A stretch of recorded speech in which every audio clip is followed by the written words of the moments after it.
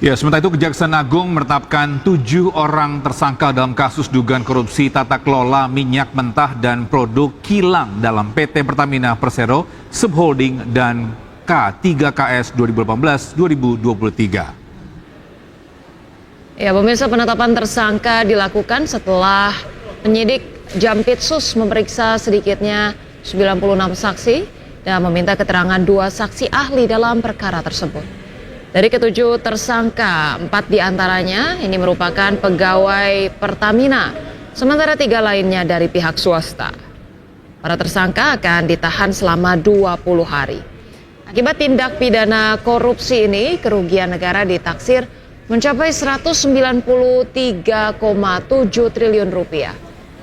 Dari hasil penggeledahan, penyidik menemukan 5 dus dokumen barang bukti elektronik berupa 15 unit handphone, 1 unit laptop, dan 4 soft file. Barang bukti kini tengah dibawa ke Kejagung dan akan dilakukan tindakan lanjutan. Dan dari hasil pemeriksaan terhadap beberapa orang tersebut yang dilakukan oleh penyidik, maka penyidik berketetapan menetapkan 7 orang saksi menjadi tersangka, dan penyidik juga pada jajaran Jampitsus berketetapan melakukan penahanan. Pemirsa, viral sejumlah tenaga kesehatan dan warga di Kecamatan Lewatidahu, Sumba Timur ini menerobos derasnya arus sungai dengan styrofoam. Ya, aksi ini dilakukan untuk melayani posyandu dan pemeriksaan kesehatan warga di seberang sungai.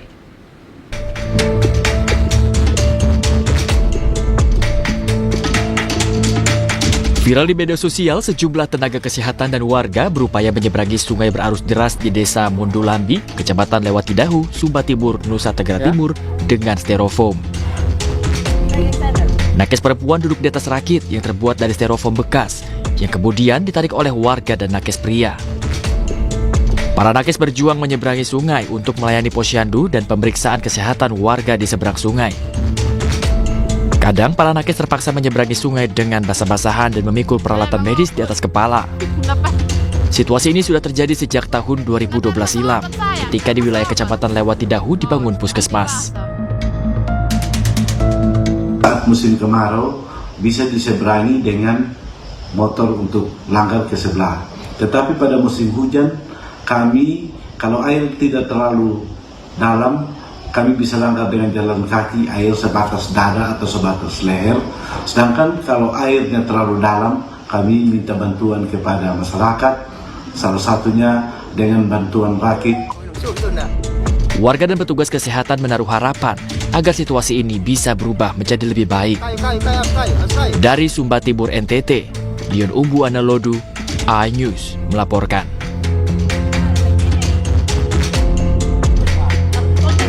Iya, ini sangat memprihatinkan ya di satu sisi kalau melihat nakes yang kemudian berupaya sebegitu besar ya begitu ya, sampai menyeberang sungai dengan styrofoam, kita ikut salut gitu ya. Tapi di satu sisi prihatin karena berarti concern terhadap fasilitas kesehatan, terhadap keamanan dari petugas kesehatan ini sangat minim gitu. Nah, ini mungkin menjadi masukan untuk mungkin pemerintah setempat atau Pemprov setempat mungkin bisa memfasilitasi mungkin jembatan jembatan penyeberangan. Karena kalau saya tadi ngeliat kayak gitu, serem juga ya Oce dan pemirsa ya, karena kita nggak tahu arusnya ini akan deras atau tidak. Ya kalau memang arusnya tidak deras, itu pun juga alangkah baiknya mungkin mungkin dibikin mungkin jembatan atau enggak mungkin akses lain agar yang baik ya. Ke sini bisa nyampe di rumah sakit atau klinik ini dengan sehat dan selamat ya. Betul, karena meresahkan sekali begitu ya, kan tenaga kesehatan ini garda terdepan pelindung warga ataupun masyarakat, tapi kemudian mereka sendiri tidak diberikan perlindungan yang memadai begitu ya. Kita ke informasi berikutnya pemirsa. Usai menjalani pemeriksaan selama 8 jam di Bareskrim Polri, Kepala Desa Kohot Arsin ini resmi akhirnya ditahan. Ya, Arsin ditahan bersama 3 tersangka lainnya terkait kasus pagar laut Tangerang.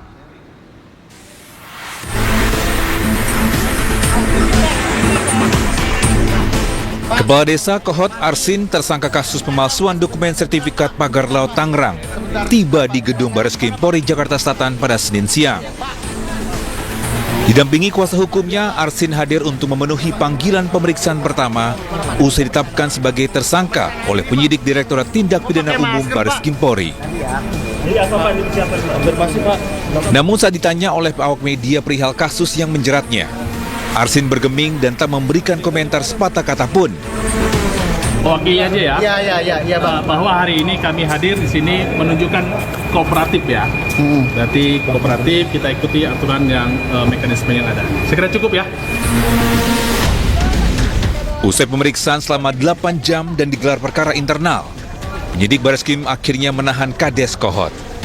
Arsin ditahan bersama 3 tersangka lainnya, yakni Sekretaris Desa Kohot Ujangkarta serta 2 penerima kuasa berinisial SP dan CE. Kepada 4 orang tersangka kita putuskan mulai malam ini kita laksanakan penahanan. Kemudian untuk tindak lanjut setelah melaksanakan penahanan kami akan segera melengkapi berkas dan berkoordinasi ke JPU untuk proses lebih lanjut. Keempat tersangka kini ditahan di Rutan Bareskrim Polri Jakarta Selatan. Penyidik menyebut penahanan dilakukan untuk kemudahan pemeriksaan dan pemberkasan perkara. Dari Jakarta, Rizky Falufi, iNews melaporkan. Sementara itu Pengadilan Militer 208 Jakarta kembali menggelar sidang lanjutan kasus penembakan bos rental mobil di Rest Area Tol Tangerang, Merak. Ya, pemirsa, sidang ketiga ini diagendakan memeriksa 9 saksi, namun 1 saksi berhalangan hadir.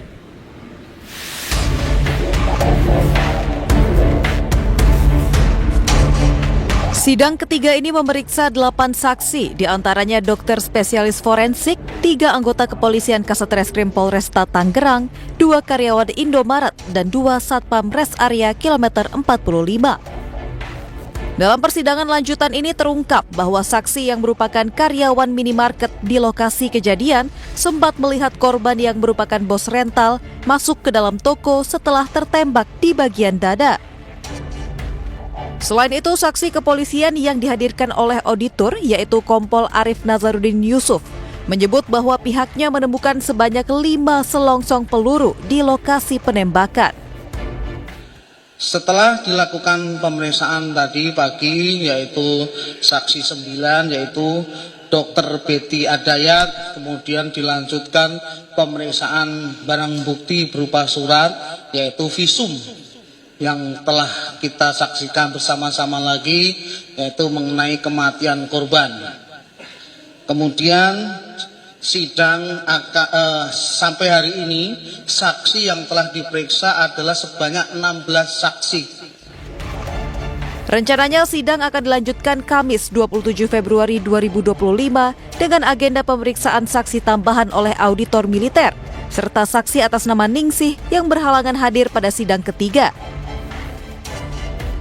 Jika waktu mencukupi, maka pada sidang keempat juga akan dilaksanakan pemeriksaan terhadap 3 terdakwa. Tim Liputan iNews melaporkan.